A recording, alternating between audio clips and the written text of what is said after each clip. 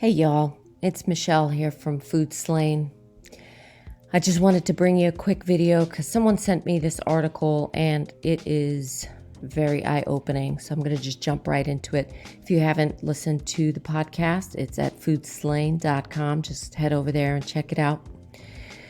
But I was doing an episode on peaches and I saw this article that a Missouri peach farm wins a $265 million lawsuit for Dicamba damage. Now, this is dated February 14th of 2020, so this is very recent.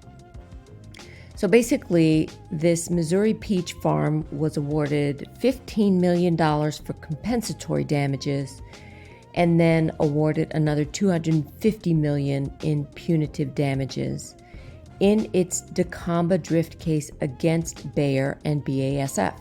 And if you don't know who Bayer is the parent company now to Monsanto. And BASF is a German company.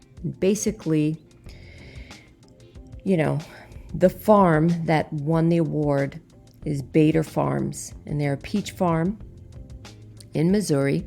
And of course, BASF and Bayer stand by their Extendiseed and Extendimax herbicide products, which are used for weed control. So basically, the glyphosates that are in Roundup have, the weeds have become intolerant to that. So they have to use something else. So they sell the farmers these soybean seeds and cotton seeds that are part of this Extend and Extendimax system. And so they have to use these herbicide products with those seeds. So basically there was a farm near the peach farm that was growing soybean and also another farm potentially growing cotton. And they were using this Extend Seed and Extendimax seed system. And what happens is when they spray the Dicamba on these crops, there is, it stays in the air. So it can drift for miles in the heat. So, the case is a bellwether for a class action suit involving hundreds of other farms claiming Dicamba damage to their crops. So its impact could be really far-reaching. So Bayer and BASF, formed a partnership, a joint venture. They wrote licensing agreements for their seed and this whole system. And so in 2015 and 2016, the companies colluded in the release of Extend Seed before either had received approval for their Dicamba-based herbicides. That's the Extendimax for Monsanto and Engenia for BASF. And they had knowledge and certainty that farmers would use older Dicamba herbicides. So, of course, deny. But the EPA did not approve the low volatility herbicides to accompany the Extend cotton and soybean crops until 2017. So prior to 2017, people were using these older versions of it. And drift and damage complaints continued in 2017 and beyond. Who knows? It's probably still going on as we speak.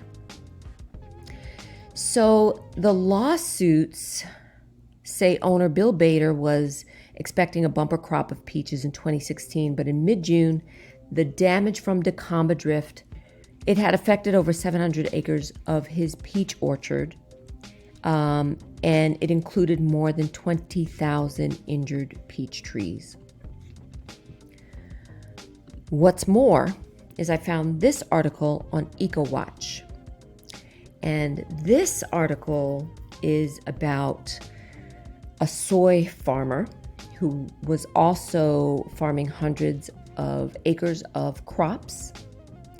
And this article reveals that internal Monsanto documents show that it knew of predicted damage to U.S. farms.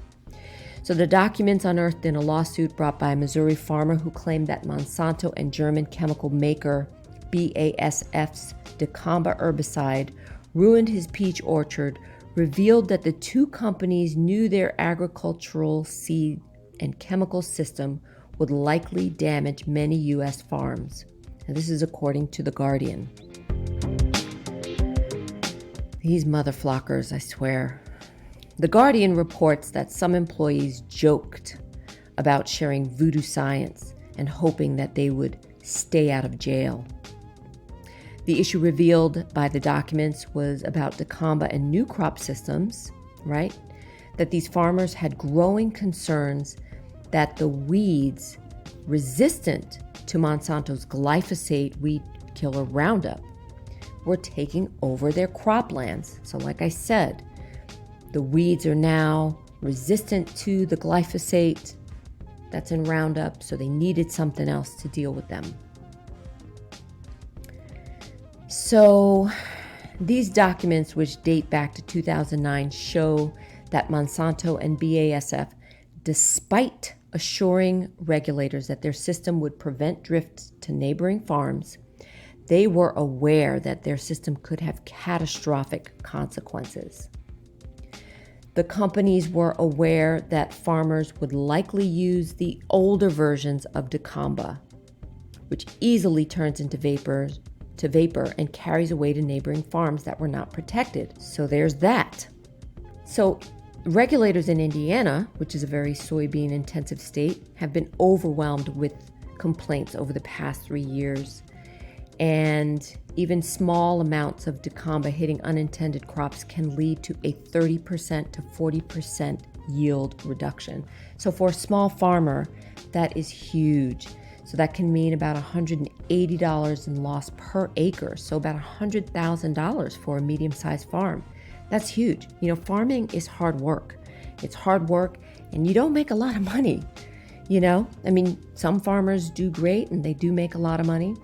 But a lot of farmers, they're just skating by because they, you know, as we learn in some of the podcast episodes, they're in these contracts with these big producers and these big corporations, and they're just making pennies on the dollar. They're in debt up to their eyebrows. You know, they've got to pay workers and, you know, all kinds of things that they're caught up in. So that could be a devastating loss for a small to medium-sized farm. Now, according to the EPA, before Dicamba-resistant crops existed, approximately 231 pounds of the herbicide was spread every year. 231,000 pounds. Just let that sink in for a second. And in 2017, Americans used more than 10 million pounds on cotton and soybean crops. 10 million pounds in 2017 because we grow a lot of cotton and soybean because we like our cotton fibers, we like our cotton swabs, we like our cotton undershirts and underwear. You know, we consume a lot of cotton, and obviously we eat a lot of soybean oils and cosmetics and food, and you know, it's up and down our food supply chain. So The Guardian reported that Monsanto predicted that this damage would happen. And in 2015, a document showed that Monsanto estimated that Dicamba damage claims would total more than 10,000 cases by 2018. So a lawyer for the people filing the suit, Angie Splitgerber, is a former tobacco industry defense attorney, said, "The documents are the worst that I've ever seen for any case that I've ever worked on. So many of them put things in writing that were just horrifying." This is horrifying. Horrifying. So that's where I'm going to leave it, because you can listen to the podcast episode to learn what the other pesticides that are on peaches are and what this is all doing to our economics, what it's doing to the economics of farmers, what are the economic externalities that nobody's talking about. You know, obviously this one farmer, this peach farmer in Missouri, won a $265 million lawsuit against Bayer and Monsanto. Bayer and BASF. But you'll have to listen into the rest of the episode on foodslain.com to learn about what else it's doing to our environment and to the workers that have to work on these peach farms and these soybean farms and are dealing with these herbicides and pesticides every single day. What it's doing to our health. There was a study that I came across that said that there's no direct link to Dicamba use and cancer in people, which connotates that there may be links to cancer in animals because they typically test these things on animals before they test them. Because you can't test them on people, you just have to wait to see what happens. So that's it. That's where I'm going to leave it. Go to foodslain.com to check out all the other episodes. And if you, like what you hear on the podcast, subscribe to the newsletter, and so that you can get exclusive podcast updates so that you know when I release these videos, or subscribe to the channel. Share this video with somebody that you love or somebody that you know who loves peaches, because you guys, it's almost summer. It's going to be summer in no time. And we're all going to be looking for our summer peaches, and because peaches are delicious. Like, who doesn't love peaches? So this is eye-opening, and I hope that you share it with a friend. And just remember to eat clean, eat healthy, and love your food. And I will see you on the other side of the plate. Ciao.